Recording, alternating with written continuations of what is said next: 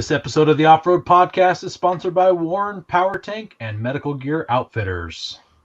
Off-Road Podcast, episode 294, Radflo. Tonight, Coy starts prepping, Ben makes a list, and Aaron buys a biohazard.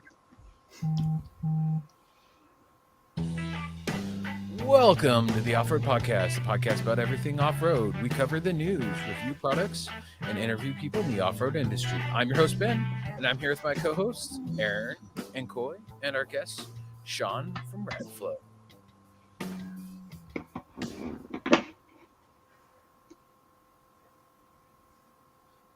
Computer is not cooperating tonight. The Weekend Review is brought to you by Medical Gear Outfitters. What are you waiting for? Are you waiting to have a casualty on the trail? Check out medicalgearoutfitters.com to get straightened out. Medical Gear Outfitters has everything you need, whether you're going out for the day or traveling on a year-long expedition. Head over there to get off-road specific kits that meet all of your needs. And while you're there, make sure you use Off-Road Podcast for 10% off. Well, why don't we start this off with Coy? Since Coy, you said you're very boring. You got a skunk update? Does it still smell like you hit a hippie in Portland? The smell, luckily, I killed the skunk at a high enough rate of speed that it really was just kind of peripheral. It wasn't bad. But my grill is smashed and my bumper is cracked in two spots. And the whole diaper plastic under tray is just all mangled. Yeah. Somebody got in there with the heat. Didn't that car come with a spare bumper, or is that the thing that you didn't grab? It was the thing I didn't grab, and that was also a rear bumper. So I wish I was cool enough to do like a sweet move where I spun the car and hit it with the back of my car, but not really that cool most of the time. Yeah, I shared a video on Fancy Footwork, that drifting video. Did you see that today? I did. The guy was drifting, and then the camera at the feet and the feet are just like both on the brake, and then they do some cool stuff, and then a hand jumps in and like pushes with the clutch. And a third foot's down there. Yeah. So you might check that out to take some tips on how to, do some drifting and spin your rig around. I honestly, if you've ever driven just like a stock, whatever pickup manual, but you're trying to do like rock crawling on a hill, that's what it feels like. That's the perfect example. Yeah. Yeah. Well, that's a bummer. Does that mean now you're going full body kit, full Fast and Furious with the rig? I think I'm going to go full driftard and get zip ties and just stitch it all back together for now. Oh, man. Zip tie all the things. The key is to not cut the zip ties so they hang down and you use multiple colors so you can signal to the other guys how much of a super racer you are, Gotcha. I've actually just been kind of like mentally and not so much physically prepping for the Champagne Creek Off-Road Challenge. Been messaging my buddies about what we're bringing and stuff. Got out the pop-up camper, went ahead and got it ready for the season. It's been sitting all winter, so I'm pretty stoked that's happening this weekend. And I'm like fat and overweight and not in good shape, and hopefully I don't die from running up. Well, maybe take like a 2-minute walk or something each day, and maybe on Thursday ramp it up to a 3-minute walk. That'll it's just to prep you a little. I was totally going to do that, but I bought a new video game, so like 3 minutes and try and like in shape. But really, what is 3 minutes going to do? And I might like complete some little mini quest or something in 3 minutes. So it's all about priorities, Aaron. Well, maybe while it's loading, between loading screens, you can walk in a circle or something, or do some stretches. I use that moment usually yell at my kids because I'm like getting my my vocal ready so I could winch in, stuff like that. Well, see, you're getting there. Yeah, you're getting there. You're prepping in some ways. Yeah. Well, I'm excited. I'm excited to hear how you did and how you're doing next week when you get done with that. So I'm hoping to see a trophy in the background of your palace that your skyrise that you're hanging out at right now. The penthouse, yeah. You would think it'd be unsafe. All the glass, like even the roof of this place is glass, which I don't understand. You only live once. Yeah. What have you been up to, Ben? A few things, but not much working. So I got my new brake lines. So I got some Nice. braided brake lines. They're here. I got to install them now. And so instead of doing it, I'm making a list. I'm going through everything that needs to be done to the Forerunner before I take it wheeling again. Hmm, that's a good excuse. I'm not working on it because I'm making a list. But so like I got a quote. I got a price quote from the guy that does their powder coating for the shop. So I'm gonna take my front bumper off. It's gonna get. I'm going to Raptor line it, but I'm gonna have it sandblasted and primered at the powder coat shop. It's gonna cost me $140 to do that. Fine by me. I'll take that deal. That's a great deal. Outside of that, I'm looking at some suspension upgrades because my rear springs are really soft. Like when I go around a corner because I have no front sway bar, it's like, whoa, oh, I'm done with that. So Only had like some high quality shocks to kind of help with that. Just throwing that out there. Only you like knew somebody that sold like a racing specific off road high We quality know a guy. aluminum shock. outside of that, Hey, real quick, Ben. Darwin wants to know before you move on if it was your passenger front line. it was my brake line. So I shared a picture in our group chat. I should have uploaded it on here. Of my I discovered a pool, and not a small pool, a large pool of brake fluid in front of my tire. So yep. Since you added a quart and then it disappeared, I assumed it would be a pretty large pool.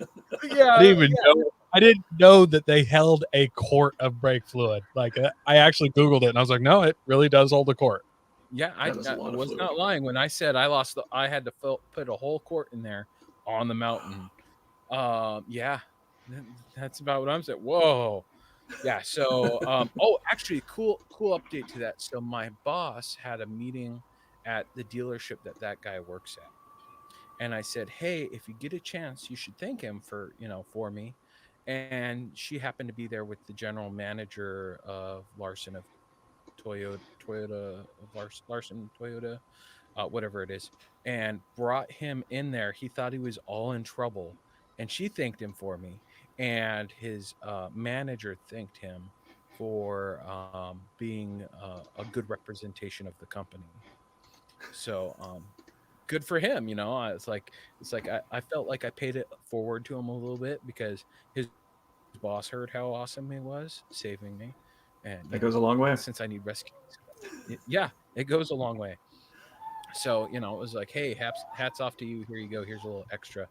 Um, so yeah. Oh, and I got my garage back. Very happy. The classroom is out of the garage, so I have my whole garage, Oh, and it's very a nice. disaster right now. So I've got to reclean it for the umpteenth time. But I'm playing around with solar now for the Forerunner. I'm thinking of adding. So this is a little was it lithium iron phosphate battery. It's 8 amp hours. It's half the capacity of my Jackery. But, I mean, this is the battery. Should be able It's to. probably lightweight too. Oh, really lightweight. So I should be able to power everything in my rooftop tent with it, because I mean, there's not much, and I might be able to even get it to use the motor to lift up and down the powered actuated thing instead of using a wrench like I've been doing. So while you're waiting for brake fluid to get delivered to you, you can power that up, get some heat going. Yeah. No, I think I'm gonna start carrying a quart of brake fluid now. I was just carrying a little pint. I'm gonna carry a quart with me just in case. I was gonna say normally I just recommend a pint should be enough, but for you, I would go with the full quart, maybe a quart and a pint.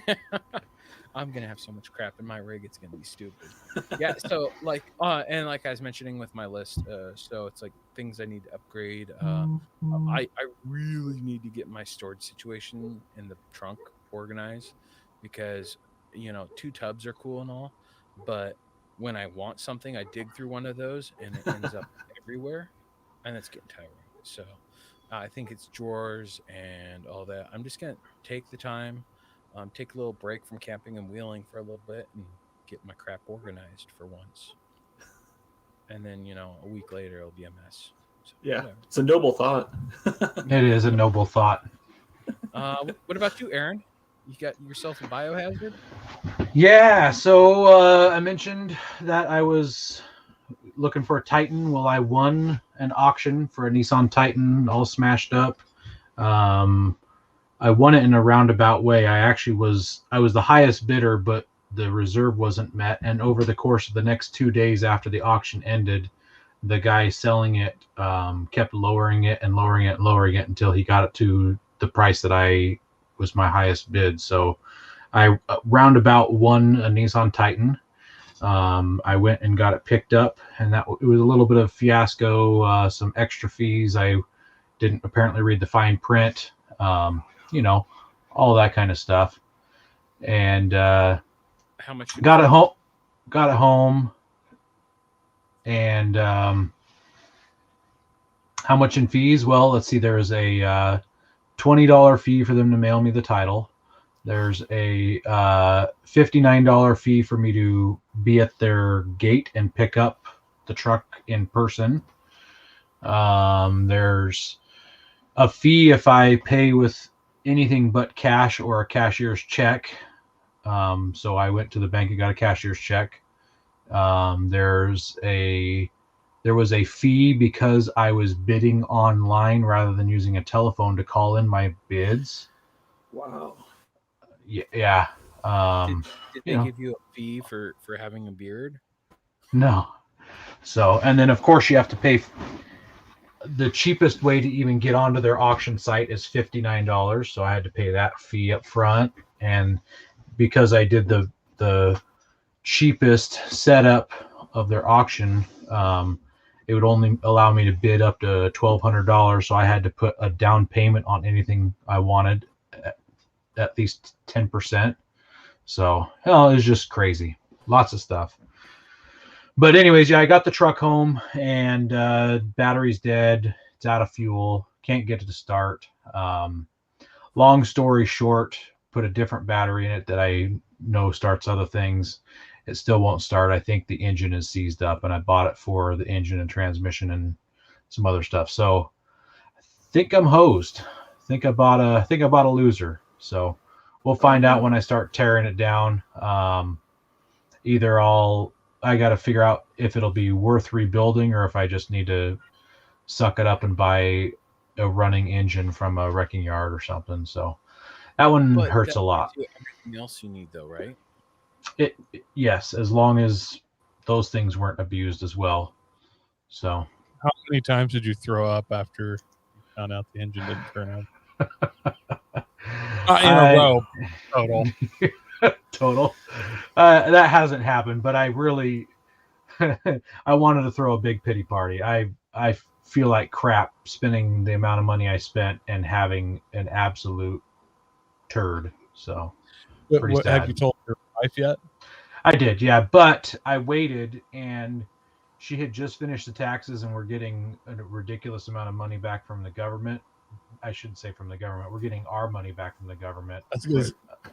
So after she told me that I broke the bad news. So it really softened the blow. Thank goodness. So yeah. I withheld it for a couple days, not knowing exactly what to do, and a little silver lining in the clouds there. So besides that, I'm getting some parts in.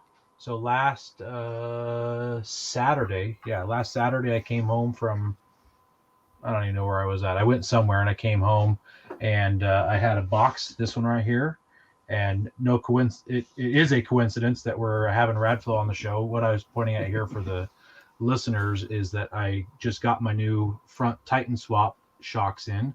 They showed up on Saturday, which I'm super excited about. And today I got home, and my SPC upper control arms showed up. So ready to do some other Titan swap stuff on my Frontier. So it's going to be a lot of fun. Time.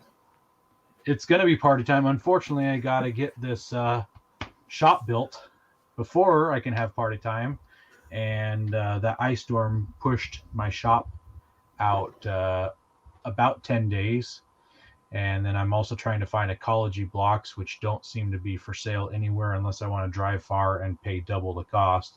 So I can get ecology blocks for free up the street from my house.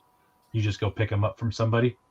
Yeah, no, there's actually a site where they were giving them away up the street because they had too many. Oh my goodness. Yeah. Yeah, and I was like, hey, if we can get those over to Tahuya, they could use them. I I like need that when you see 14. people giving away things like that, because I'm always like, are they really yours, or did you just make somebody angry and they made an ad like, hey, bunch of free stuff sitting right here, come get it when you need it? Yeah. Come. Well, the problem is loading them and unloading them. I mean, those ecology blocks are not light by any means. 3,500 pounds. Yeah, I need 14 of them, so it's going to take some coordination to make it happen. Besides that, I'm leaving this Friday. So today's Monday. I'm leaving Friday to go on my maiden voyage camping trip with our new camper trailer, whatever you want to call it, 26-foot long, living in luxury trailer rather than sleeping in a tent. So you're glamping? I will definitely be glamping, and it's going to rain all weekend where we're going. We're going to Cannon Beach. It's going to rain all weekend, and I won't have to worry about it at all. I'm going to stay nice and warm and dry. Sounds boring. Yeah. That's not camping. It's not it for everybody who is listening out there. This is not my normal style of camping. This is going to appease my wife and get her to come on more of the stuff that I like to do as well. And honestly, where I like to go camping, I can't bring bicycles for my children and things like that. And so this will be a good excuse to just have family stuff going on. We can ride bikes at the park and go to the beach and things like that. So, yeah. It's important. Yeah, it is. I just give my kids a hoop and a stick. Would not surprise me with you, Coy. Would not. Not at all. Well, Sean, have you done anything off-road related in the past week? Yes. Last weekend, I took my family up to the local mountains right in between Big Bear and Arrowhead. There's a creek called Lytle Creek. It still had some little spots of snow on it. So we've been trying to go up every other weekend, weather permitting. I have a 7-year-old daughter who's just falling in love with snow, and a 1-year-old son who, if I can keep the snow out of his mouth, we're in a good shape. So it's been fun, and I think I'm finally done building my rig for now until the weather gets a little bit better here, and I can look at camping a little bit more. But just day trips for the wintertime. Yeah, just day trips. Hopefully pull a trailer this summer up to some family's property, either in Utah or just north of Tahoe, and spend a week camping. Nice. Yeah. Hey guys, we're looking to reach more listeners. We're going to start reading Apple iTunes reviews on air.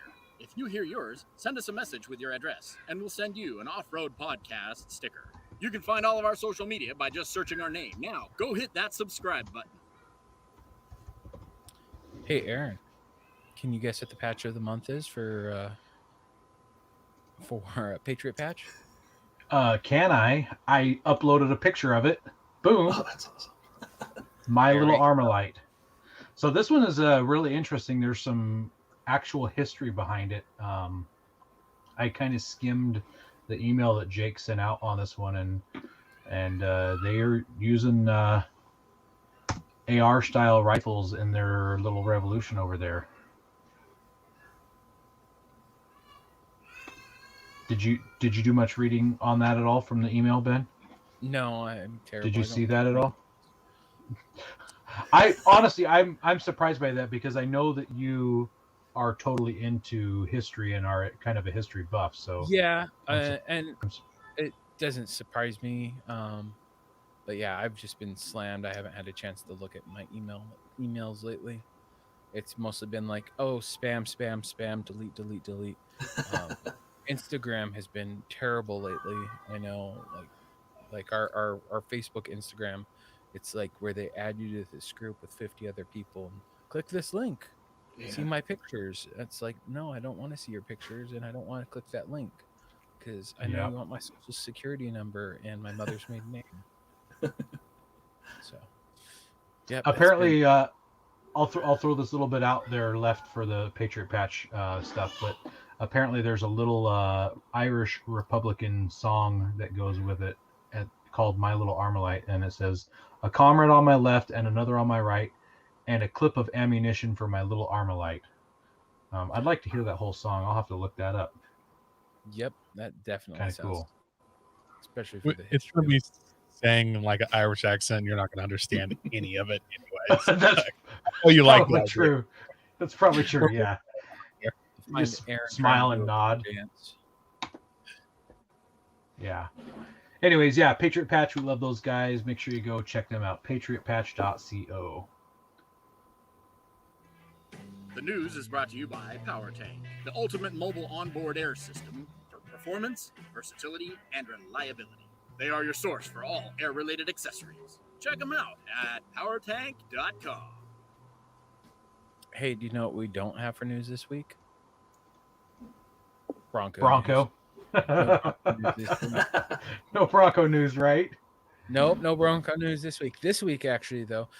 So the 2021 Jeep Rubicon 392, you might recognize it as that V8 Jeep that everyone's been talking about. Well, they've actually. So originally, when this article was published, they didn't. They only had guesstimations of what the cost of the Rubicon, the V8, was gonna run. Any guesses? None. Well, I can see the price.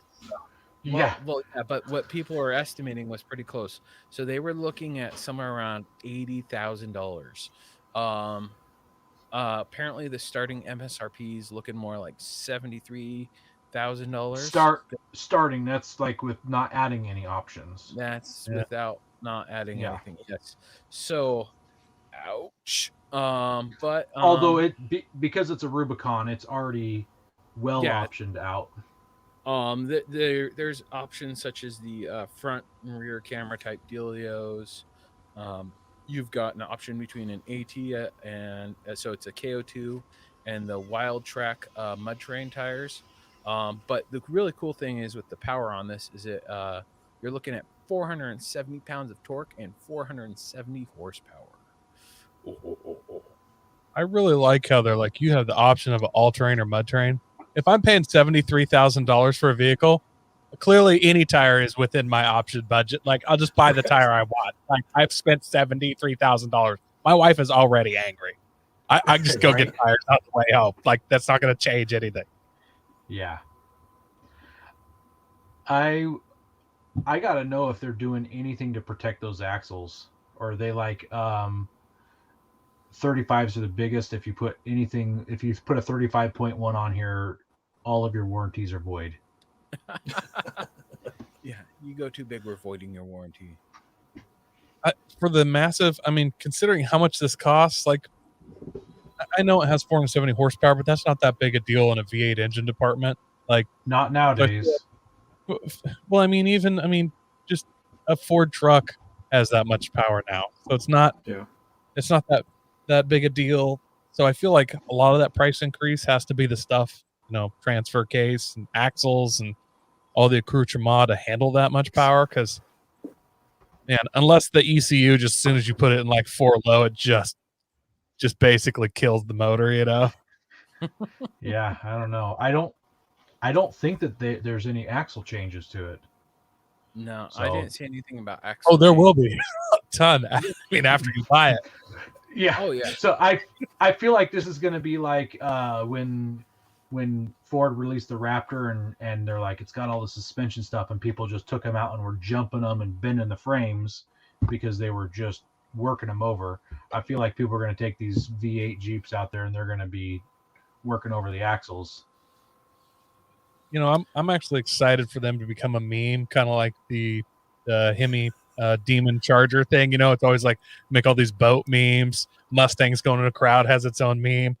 I'd like the V8 Jeep have its own meme about snapping axles. Yeah. Well, Have Thanos stand there and a Jeep. They're like, oh no, he's gonna snap. I saw a video of this guy. He was into like supercars and all that, but he had a Jeep, and they demon swapped it, and they went and did a burnout. And literally, the first burnout they did, they blew up the rear diff on that Dana 44. Yep. So wouldn't be surprised. I can't believe it. Of course. And he wasn't surprised. He's like, "Oh, I just got it back from the shop, and back to the shop it goes." Someone should make a rear diff cover that is Thanos' face with that chin that he's got going on. That would be a great diff cover. His head is the shape of a diff cover That would anyway. be So good. I would even just do the glove with the gems, and the snap. yeah. Yeah. So yeah, that's some Jeep news for you. And then some another cool story here is we got Polaris is teaming up with EV0 motorcycles for side by side. Unfortunately, it's the Ranger style, which is more of the farm truck style. But I mean, this could lead to more interesting things. But they're saying it could lead upwards of 70 horsepower. It's all electrical, and it's supposed to come out in 2022. I would be so game for one of these for my property. So imagine just running down to the creek or running down to the shooting range or heading out to feed the animals or something. You don't have to wait for something to warm up or worry about it's just ready to go. Wait for it to warm up. I have a forest for it. I've never wait for it to warm up. Yeah, I don't see you waiting for anything to warm up there, Aaron. You're not putting gas in it. I don't know. Your wife will forget to plug it in. It'll be dead when you need it. All right, who didn't plug in the truck, guys? Well, we did talk about electric side by sides a few months back, and we came up with the idea that they should make a charging pad that you drive over, just like you set your phone on there. They should make this charging pad that you park your electric Razor over top of, and it just always stays charged. It'd be perfect. And then your wife would not go around it because as soon as she did, her hair would just, But that's fine. That's fine. I would actually like to have a charging pad that big because I would just have balloons and all kinds of like fluorescent light bulbs out there trying to see what all kind of cool effects would happen. So awesome. I guess I was thinking about waiting for it to warm up because I was thinking in the sense of like a little putt around dirt bike or scooter or something on the property also. And those usually got to goof around with a choke and let it warm up and things like that. So most vehicles you don't have to do that with. You're right. Just full send. What I do see like an electric side by side for this being awesome for hunting or drive by, quiet, depending on if you live in the city. Drive-bys. Yeah. I mean, just depending on your location and whatnot. Yeah, but you're not really using your side by side to hunt from. You're using it to get to a destination and you hike in somewhere and then you hunt. You're not quote unquote. I guess. I don't hunt from the road. Yeah. I guess. Yeah, as soon as before dawn, when it's light but the sun's not up, if I see a big animal, I do not shoot it because that is illegal, for sure. Also, after the sun's been down, but I can still see through my scope, no hunting. It's illegal. Yeah, for sure. It's illegal. Yeah. I kind of got caught up in that. I think all those apples. Also. I kind of got caught up in that last week, and my neighbor was talking about the elk that were supposed to be really close by, and he's like, "You want me to bring my drone over?" And the elk didn't show up that day, and then I heard that they were not too far over the next day, and I was like, "Hey, you want to bring your drone over?" He's like, "Well, I was just kind of joking because that's like really illegal." I'm like, I didn't know. Okay, well, you probably shouldn't use your drone to move the elk to my property. So, I still haven't got an elk. And Anyways, karma, right? yeah, but I think that an electric power sports anything I think will be a lot of fun. Obviously, it's going to be harder to charge, or you're going to have range anxiety more than you would with something that's powered by a combustion source. But I think that they definitely have their place. There's the weight penalty too. Dude, well, I guess I haven't looked into that to see if they weigh much more. Yeah, the Nikola side by side that was kind of in the works for the last couple of years, I think weighed 500 to 1,000 pounds more than its closest competitor. Whoa! That's a big deal.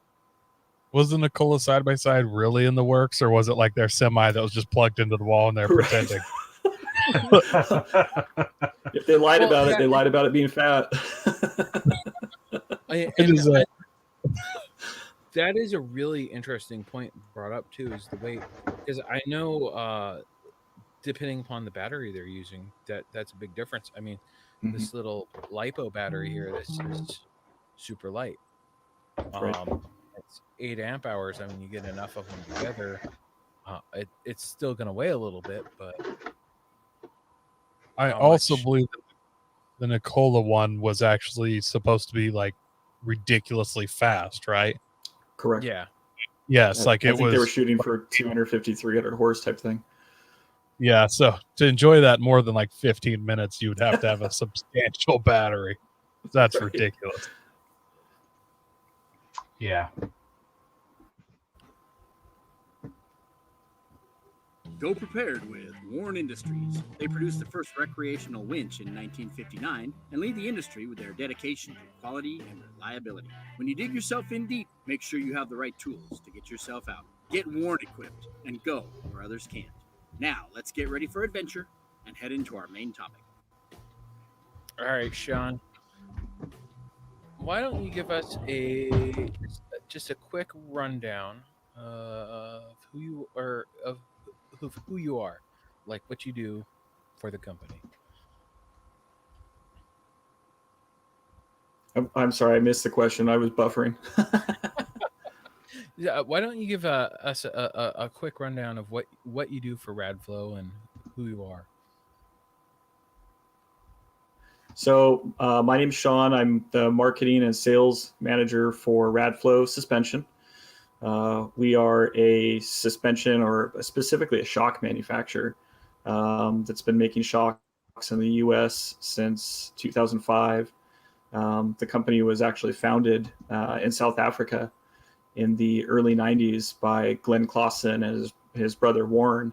And they were racing in South Africa and saw a need for a bespoke shock that was kind of tuned for what they were doing.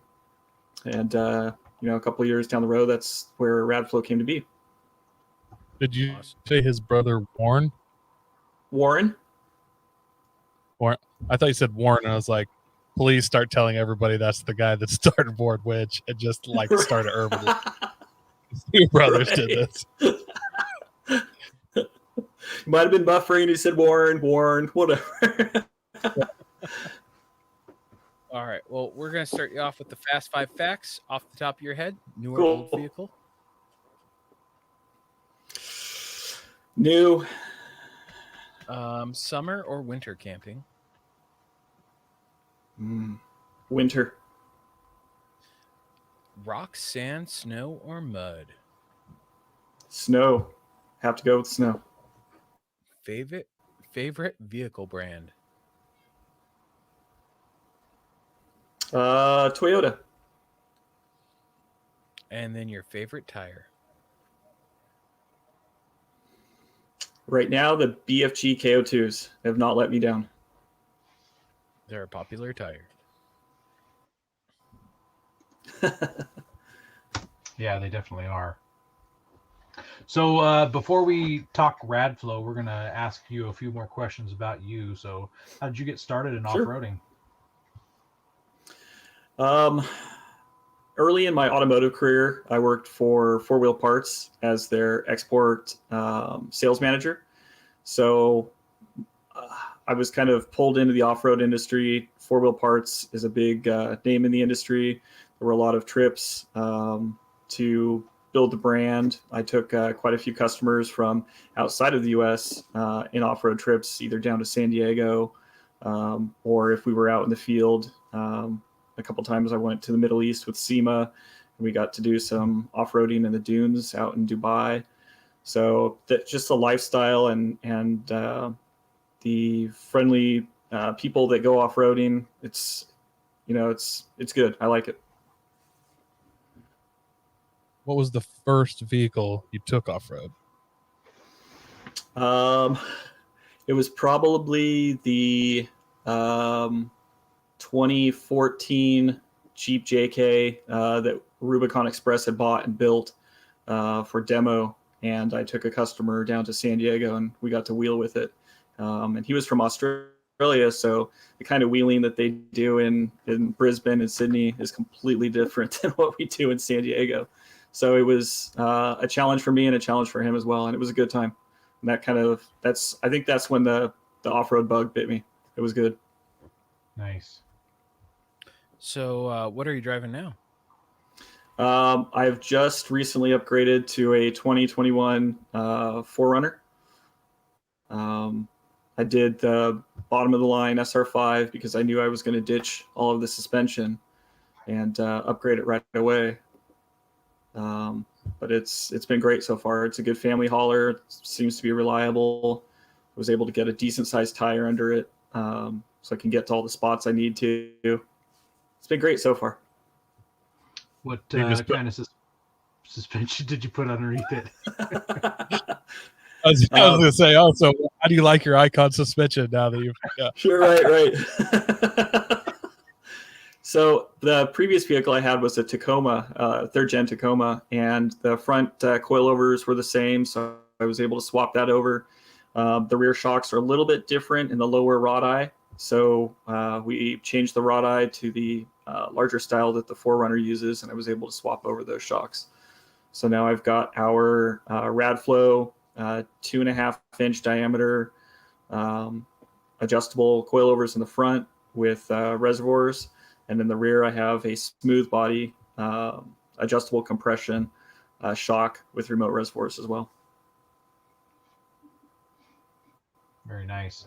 Do you have a most embarrassing moment on the trail you share with us? The reason I bought the 4Runner was I was taking my daughter out to Lucerne Valley to go watch some of the amateur racing off-road, and I got buried twice in the two-wheel drive Tacoma and said, that's enough. Four-wheel drive from here on out. Two-wheel drive for a street car, that's fine, but if it's going to be a truck, it's going to be four-wheel drive from here on out. So with an embarrassing moment, there's always the greatest moment or the biggest win, as we like to call it. Sure. Can you share that with us?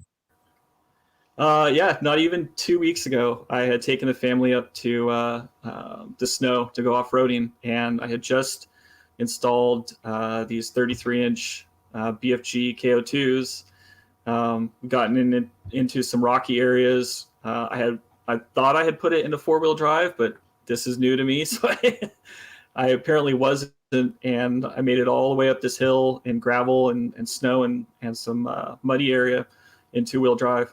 I didn't realize until I had parked it that I was still in two-wheel drive. So I was pretty chuffed about that. It's always nice when you know you can go somewhere with two-wheel drive and you're like, oh, Yeah. I really don't need that four-wheel drive as much. Right. Yeah. So do you got a favorite place you like to wheel? So far I've just done little local trips, but I do want to check out Sand Hollow this summer. Check out the lower part of Utah and maybe get into Moab a little bit, but we'll see what it's like with the summer heat. About what time are you doing that? I was thinking June, but that might be too damn hot. I'm going to be in Moab in July. which Ooh. I know it's going to be hot, but I work outside. Whatever. Right. I'm going to Moab in July. That's crazy. You want to meet up? We should plan a meetup somewhere. Oh boy, is there any places that you haven't gone wheeling or adventuring in that you want to check out? I do. I want to get up to. I can't remember the city, but there was a cool little city that I got to drive through about 10 years ago while I was traveling for Four Wheel Parts in the northern part of Vancouver. That was pretty amazing, and a two-wheel drive Nissan Versa. And I think it would be a lot more fun with a truck that's capable of having some real fun. Now, when you're saying Vancouver, you're talking like Vancouver, BC? Yes, sir. Nice. So you kind of already hit on it, but how did Radflo kind of get started? So when Glenn and Warren were racing in South Africa, and they were primarily off-road racing, they saw a need for better shock than what was available on the shelf. And South Africa being, a large continent but relatively small population, they couldn't just go to the local Four Wheel Parts or off-road shop and pick up a true racing shock. So I think that's when they, came up with the idea, proved it out in the field by winning some races and came up with a better than available at the time product, and thought that it would be a good business.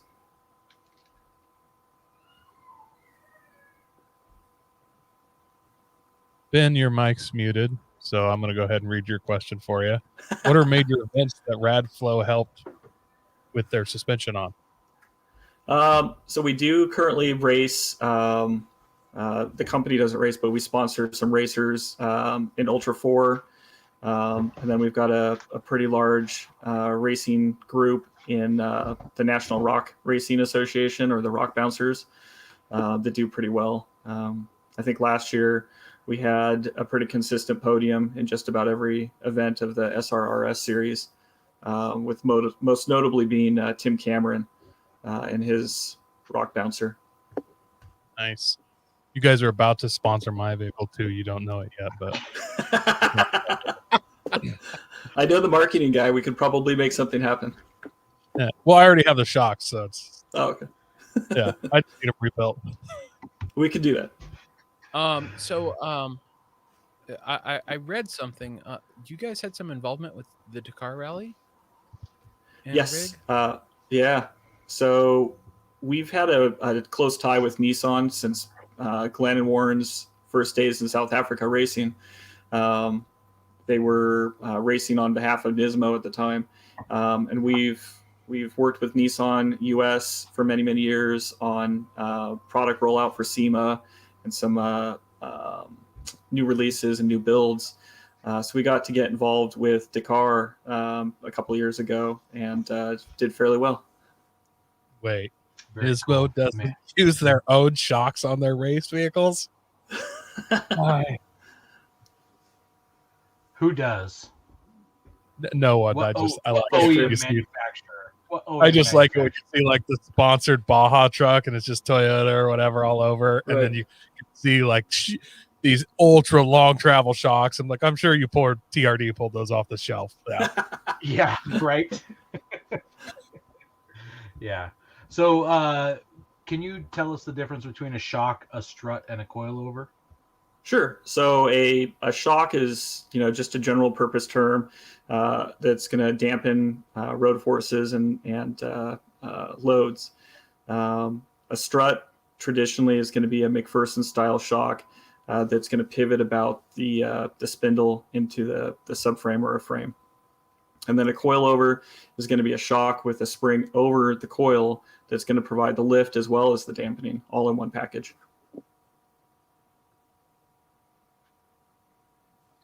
So progressive, linear, and aggressive valving. What sort of the differences, and what do you guys use? So There are many different types, and it comes down to how you stack your shims. Radflo tends to use linear valving. We find that it's more reliable, more producible, and just more forgiving for not only racing but street use.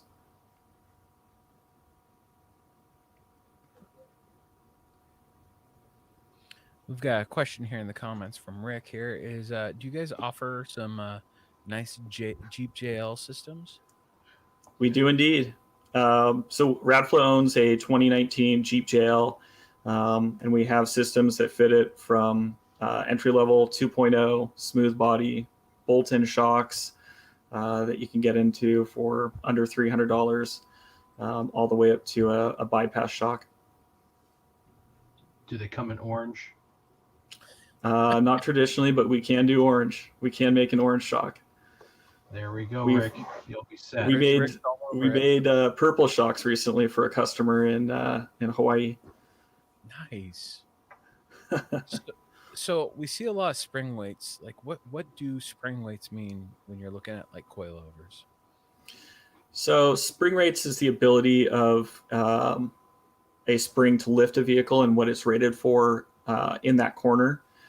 So your traditional modern Toyota, whether it be a pickup or a 4Runner, entry-level spring, if they don't have any other modifications that are adding a whole bunch of weight, whether it be bumpers or winch or armor, you're going to start out with roughly 550 to 600 pounds worth of spring in each corner. That'll give you a nice plush ride, won't allow you to bottom out, but won't ride like a dump truck. And then that weight, that's measured in how much weight it takes to compress it an inch or Correct, something like that. inch pounds, correct.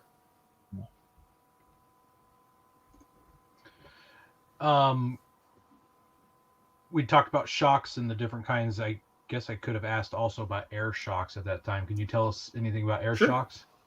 Yeah, we make an air shock, actually two different variants, a 2.0 and a 2.5. And an air shock is still going to have valving internal, just like a traditional hydraulic shock would. And it will have oil. In our air shocks in particular, we use nitrogen to create an internal ballast, essentially. And the amount of nitrogen from 150 pounds up to 350 pounds will produce lift and effectively a spring rate. So air shocks are a good choice for an off-road dedicated vehicle. They're light. Most of them are good for 500 to 800 pounds worth of lift on each corner of a vehicle. So it's great for a light-duty truck or a purpose-built bouncer or crawler.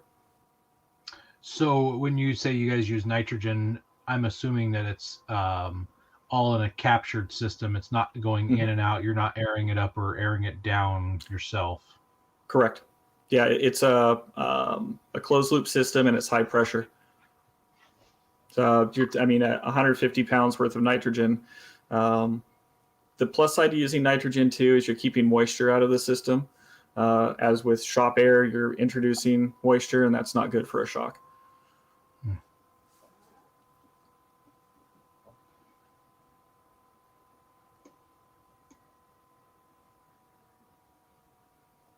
Oh, sorry, it's my turn. There we go. Sure is. Sure is. Yeah. Here we go. What does a hydraulic bump stop offer over just a traditional rubber bump stop? So most of the people, they're going to choose a hydraulic bump stop. They're getting to the point where they're either blowing through those plastic or foam or polyurethane or rubber bump stops, and it's not slowing down the travel rate. So a hydraulic bump stop allows you to control that travel weight as it starts crashing through the suspension in a more controlled manner, and it's adjustable. Just like the air shock, you can regulate the nitrogen pressure anywhere from 125 to 350 pounds to really soften and adjust that speed of the bump stop. So I can buy one of those Rangers and then put these bump stops on it and then get more airtime than a skateboard Full at the X send. Games. Right, Yeah. full send. Just don't be silly. Still can send it. So, what advantage? What is the advantage of a reservoir shock over just like a standard coilover?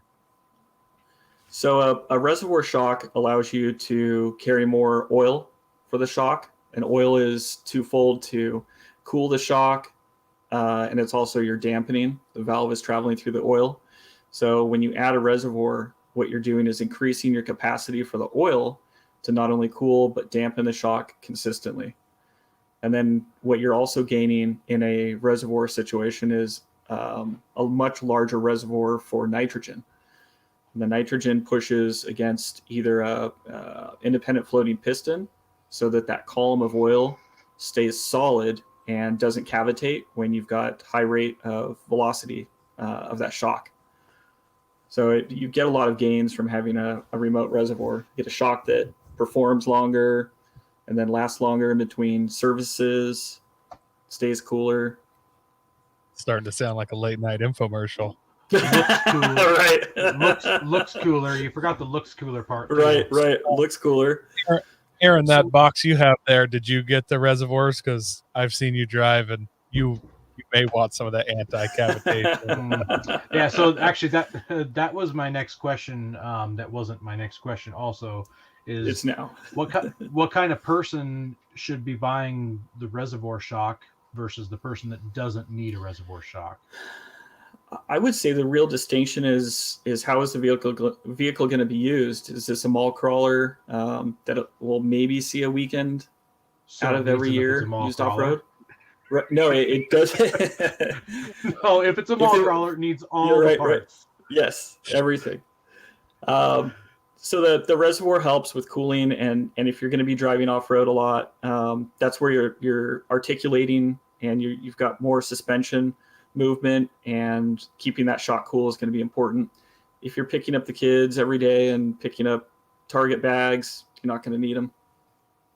So if say you went out with a group of friends and you would drive like your wife was in labor, and then you would stop and wait for all your friends to find you for like 45 minutes. Would that be enough time to cool down so that you don't really need reservoirs? Just overheat them and then wait? Yeah, or not overheat them to begin with because you had reservoirs. So either way, yeah. So what a lot of companies do, like we do, you can start with an entry-level shock that doesn't have a reservoir, an IFP shock, or an emulsion shock, and you can add the reservoir down the road.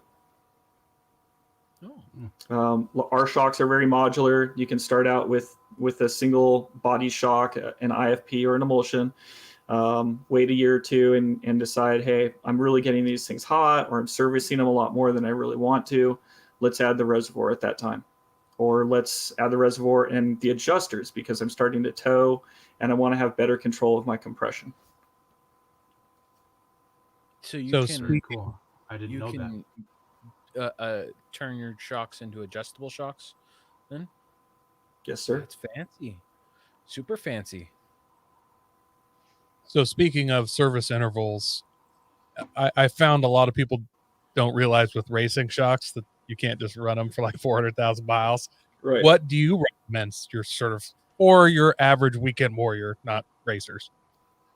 So it comes down to use. If you're mall crawling and kids, you can go 40, 50,000 miles in between oil and seal services on your shocks. The more off-roading of a vehicle tends to bring in dirt into the oil of the shock, and that's when you're going to see the oil degrade and not work as well. So those we recommend 20 to 30,000 miles for service intervals. Our shocks use a spherical bearing in most cases on both the top and the bottom of the shock for the mount. Those should be checked yearly, but they typically last 4 to 5 years. And then they're a small $14 to $16 per each bearing to service those. And they can be done at home. They just press in and out? Yes, sir. They're a snap ring on both sides. Pop the snap ring, push it through. Better. It's even better. I can lose a snap ring like nobody's business. I actually went and bought snap ring pliers for the first time in my adult life like a month ago. It is so much easier. Thing, right? I know it. I felt so grown up. I was like, I have snap ring pliers and I have different end pieces for it, for different sizes. I wasn't like taking drill bits and rubber banding into a screwdriver and all the those like dental tools trying to pull it apart. And it felt so mature. And I also didn't get angry and start throwing things. Like I just took a snap ring off and I put it back when I was done. It's like the tool was working. You'd have to take needle nose pliers to the grinder and grind them down so you had the little fine points so that you could try make custom ones yourself. Yeah, I didn't do any of my normal snap ring tricks. I literally just took the pliers, and they're actually adjustable. You can either squeeze or, you hit a little fancy. Yep. on the side. Yeah, they were super cool. One of my most valuable possessions right now, even though I almost never have snap. I go around looking for snap rings to remove at this point. So, do I need to order custom shocks or coilovers for factory vehicles like a Toyota, a Nissan, or a Jeep? I think you don't need to, but I think you would actually notice the difference side by side. If you took the equivalent shock as far as dimensions go, off the shelf,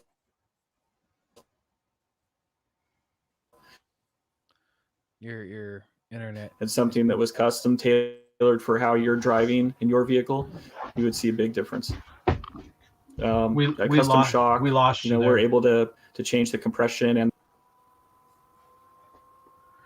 we're losing. You're cutting in and out. Can you maybe try that again?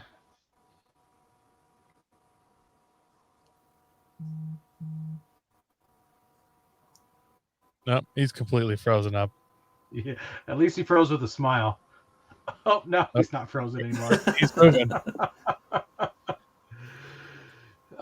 So can you answer that again about if someone should bother putting a custom coilover on a OEM unmodified vehicle?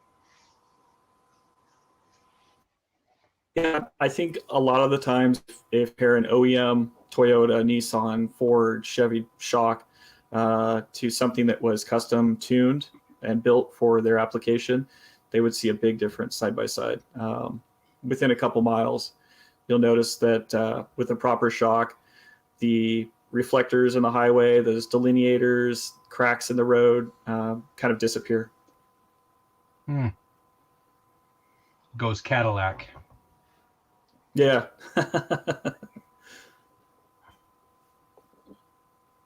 So why do coilovers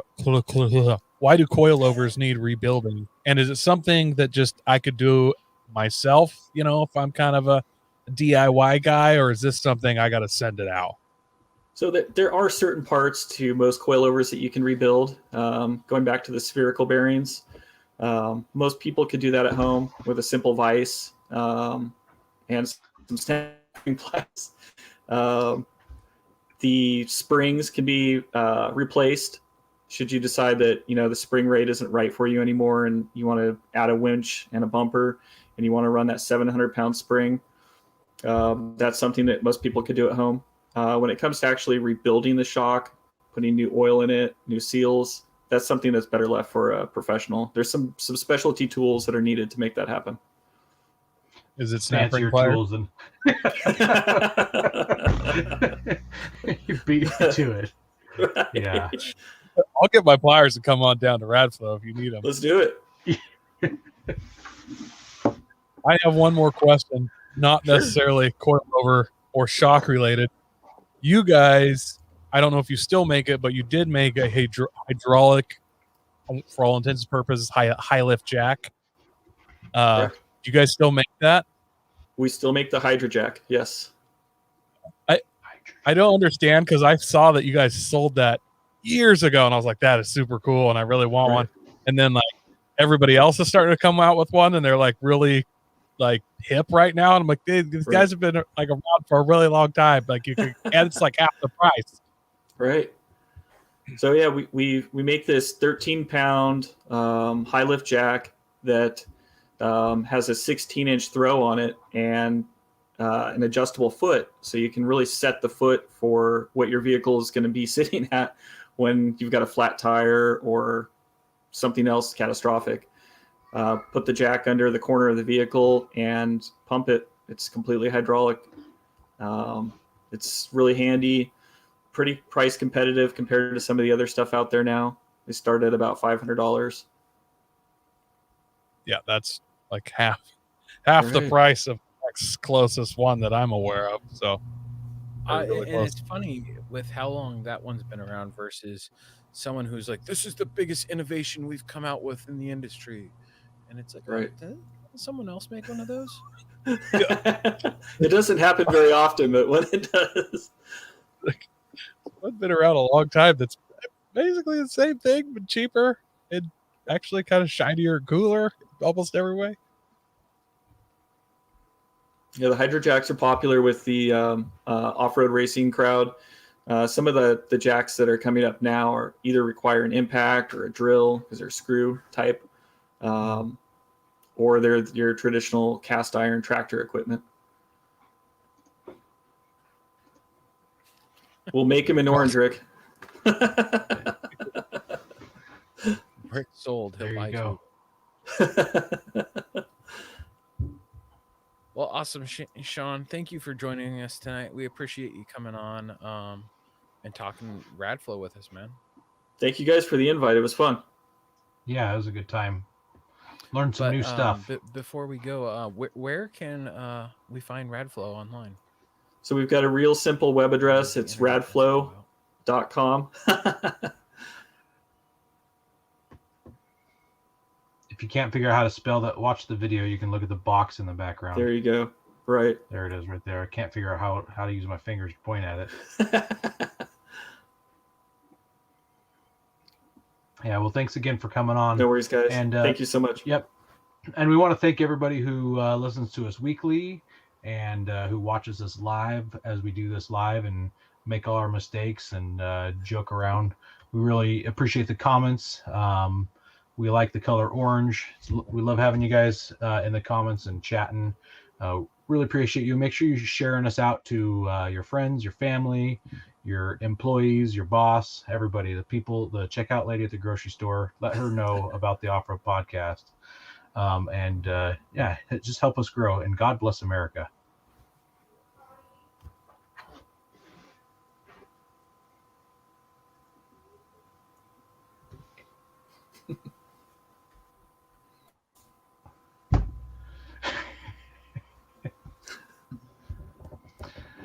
I'll just say it, I guess. Don't forget to visit Patriot Patch and join the Patch of the Month Club. Check out our Gaia affiliate link for up to 40% off. Also, don't forget to head over to Warren and Power Tank to see all their great gear. We are a proud part of the Firearms Radio Network. Got a question or a comment?